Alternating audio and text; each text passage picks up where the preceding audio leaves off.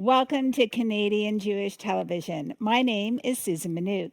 With me in the CJTV studio via Zoom is Jeanne Beker, one of Canada's most influential and inspirational women.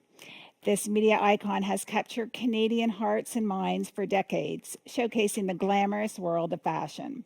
Jeanne found her niche as host of the internationally syndicated fashion television, which aired for 27 years, from 1985 to 2012, with viewers in more than 130 countries. And what a world of opportunities fashion television opened for Jeanne. She traveled across continents and worked with some of the biggest names in the industry. And if this wasn't enough, as a daughter of Holocaust survivors, Jeanne contributed the foreword of her beloved parents' memoir, which they wrote, Joy Runs Deeper, as well as other books, including her autobiography, Finding Myself in Fashion. Jeanne is also the host of the shopping channel Style Matters and her own podcast, Beyond Style Matters. She continues her passion to write and speak of all things fashion. Jeanne, it's so nice to see you again. Thank you for being here. Susan, so great to see you. Thanks for having me. So, your dear late parents, Joseph Beker and Bronia Beker, have played a crucial role in helping you pursue your dreams. How has your Jewish background played a part in that? Oh boy, I mean, I don't even know if I would boil it down to my Jewish background, but it's definitely the fact that my parents were Holocaust survivors that really has played an instrumental part in who I am and who I've become. And I think other children of Holocaust survivors could really relate to that. My parents taught me to never be afraid and never give up. And that's what saw them through the war. They were on the run the entire time and managed to escape many horrors that way, yet still had an incredibly horrific experience, of course, living through all that. But from a very young age, hearing those stories really made me understand that my parents' lives were, in a sense, really nipped in their youth. They didn't have a chance to really realize so many of their dreams. But I was so privileged to have been born here in Canada, and my parents had sacrificed so much for me that I almost had to live my life a little bit for them as well. So it wasn't enough for me to just have a good life or a great life. I was determined to have a fabulous life, and I was going to go for it big time and fearlessly with a lot of chutzpah, as they say. And I was just tenacious and determined to go for it and never give up. So I think that had a lot to do with the person I am. Of course, the loving nature of my parents, their family values, all that played into my development as well. And I certainly thank them always, every day, for all those wonderful qualities that they helped instill in me. So, your parents, they immigrated to Canada in 1948, and your dad started a small slipper factory in the basement of your downtown Toronto home. And I understand it was 1952, and he worked, 7 days a week, 12 hours a day for decades. Was he your first fashion influence? And maybe tell me about that time. Well, it's funny, I never really thought of my dad as the fashionable one, although he did always say to me, you always must make sure that you're dressed well, because that's the first way that people will judge you is by your, sartorial appearance. So that was always very important to him. But I think my true fashionista roots must be credited to my mom, because my mother was a great fashionista. She loved fashion, and not that she ever could afford any designer duds at all, but she did make all our clothes. My father bought her a sewing machine in in the late 50s, and she sewed all my clothes, all my sister's clothes. We'd go to a fabric store in Toronto called Stitsky's and choose the most glorious textiles, and we would pore over Vogue magazine and Harper's Bazaar magazine, and we would pick out the outfits that we longed for, and she would somehow make them for us. So that was pretty special. My mom definitely fueled my fashionista fires. Wow, I never knew that. That's fascinating. So, everybody knows how fashion TV grew into a Canadian and international brand, and from that, Jeanne Beker has grown into a brand. For young hopefuls in the entertainment and media world, what have been the key ingredients to your amazing success? Well, if I had to choose one word, because obviously there's so many factors at play here, I'd have to say, um, authenticity. Authenticity is what makes a brand stand out. It what gives a brand longevity, Mm-hmm. and it's what really, it's the one thing that we can all bring to our personal brands, because nobody is a better version of ourselves than ourselves. Yeah. And I think that being able to keep real in a very unreal world, the fashion world is full of smoke and mirrors. It is a great world of illusion. And I always felt that I was in that world, but I was not of that world. And I think that's really key to my success. Interesting. So you've said that, you just actually mentioned it to me, that fashion keeps you young and fashion is the only one creative decision everyone gets to make every single day. And it's up to you to go into your closet and choose the way you're going to present yourself to the world. So I love that idea of taking ownership of personal choice and creativity. Where do you see the future of women's fashion post COVID? Are we going to be wearing stiletto shoes or maybe high top runners? All of the above. I Yeah. think we're happily living at a time where anything goes. There are no rules in fashion, or if there are, they're meant to be broken. I think Okay. personal style and personal taste should be the guiding light for everybody when it comes to sartorial choices. I think this period of time has given us a real craving for comfort, and we all happily settled into our schleppy sweatsuits and hung around the house a lot and weren't really concerned with dressing up. And I think that's going to change, and it has already changed. We obviously love to get out there and we love the opportunity to strut it, but I don't think we're going to want to abandon comfort. Mm-hmm. So we're seeing different silhouettes in fashion, for example, more relaxed lines, more voluminous cuts.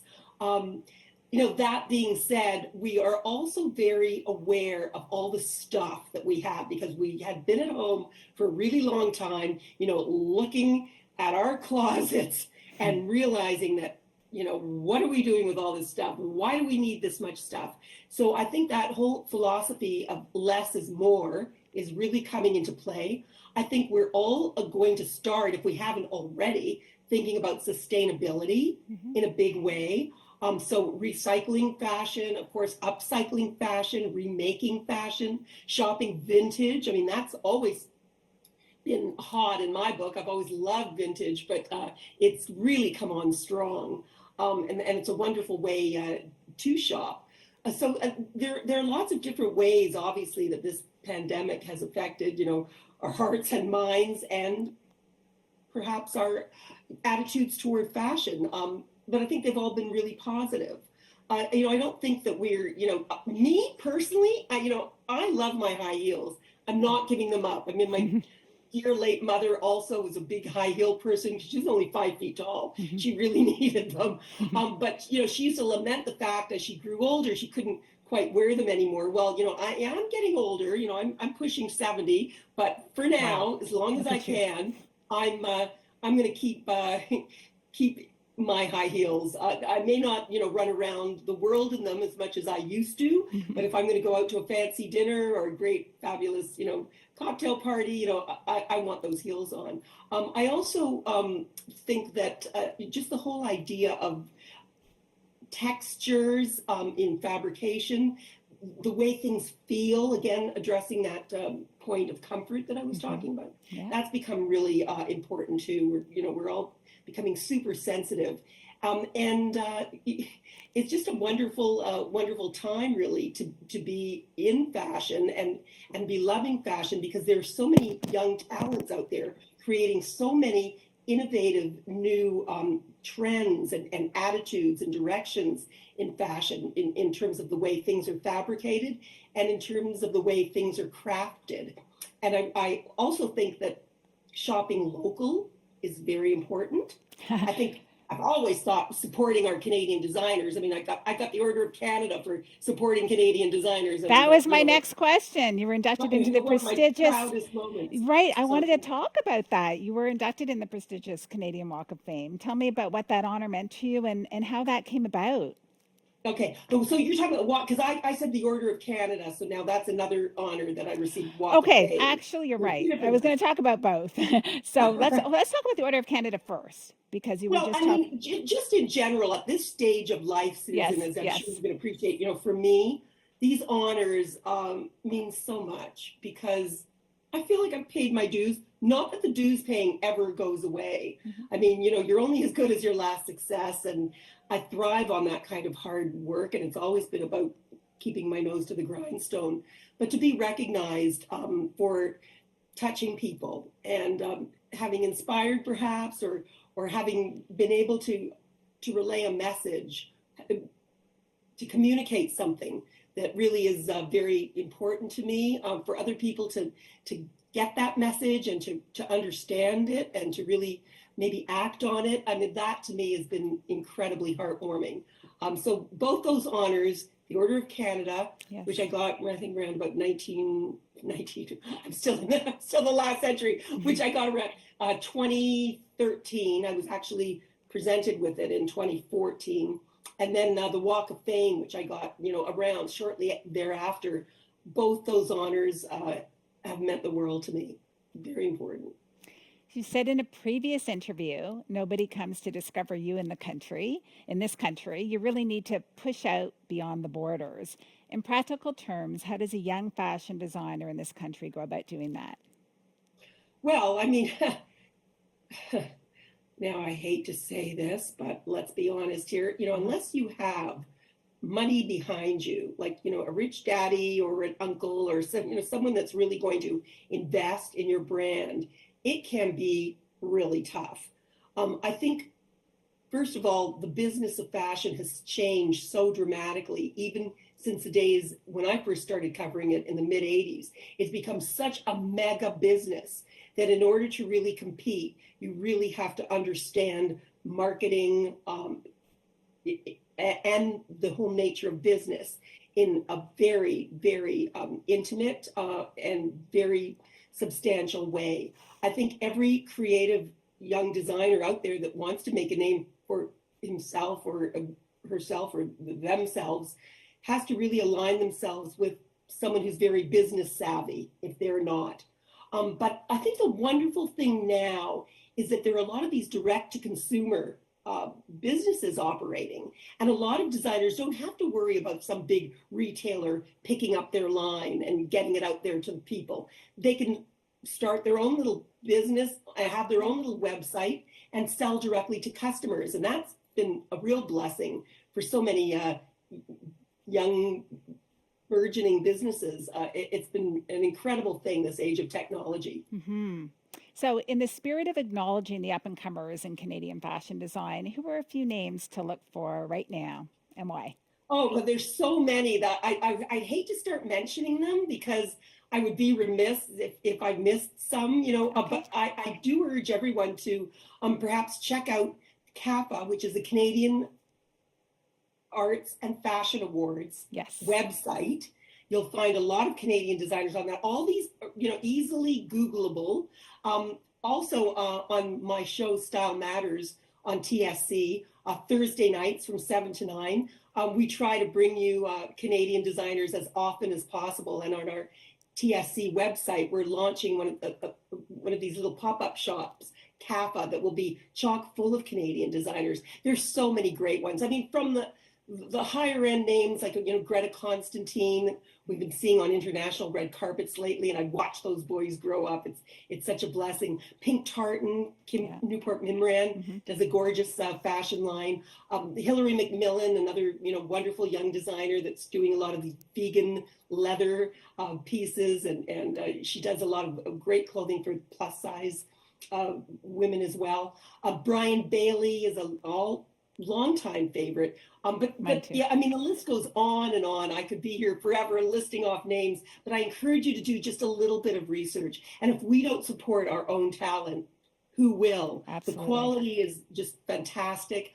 And there's something I'm a proud Canadian, I don't know about you, but there's Yes. something very satisfying about knowing that you're, walking into the world wearing something that was designed in this country and sometimes hopefully made in this country as well. If you can manage that, it's really a feel good thing. So, do you know of a fashion line exclusive to modern Orthodox women? I'm not sure that I do know of one that's particularly I didn't. That's why I thought I'd ask you, the on maven that of route. I fashion. mean, I don't know. I know there have been designers in the past that have, done custom clothing of that nature. Okay. But on the other hand, I think a lot of these styles that we're seeing today are very, adaptable. Yes. Fine tailoring. It's all about a beautiful fit. Yes, mini skirts are back big time, but you don't have to wear a short skirt ever at all. There's so many beautiful romantic looks now that I think would definitely suit the tastes and needs of Orthodox women for sure. So, before we wrap up, are there any trends that you want to share with the viewers that we should look out for this fall and winter? Well, I mean, again, just talking about what I talked about earlier on, that Yes. whole return to a comfort that we all crave so much. So we're seeing a lot of these big, cozy, chunky sweaters. I mean, if you're a knitter or if your mother knits or your booby knits, Yeah. please ask them to get out those knitting needles and start going for it, because that handcrafted feel in garments has never been hotter. That artisanal feel.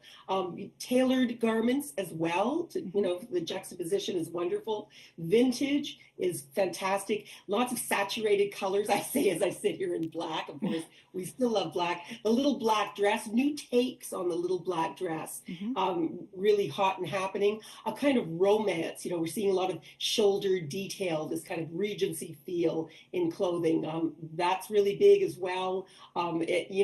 Oversized blazers and oversized coats and all kinds of cuts and jeans and denim.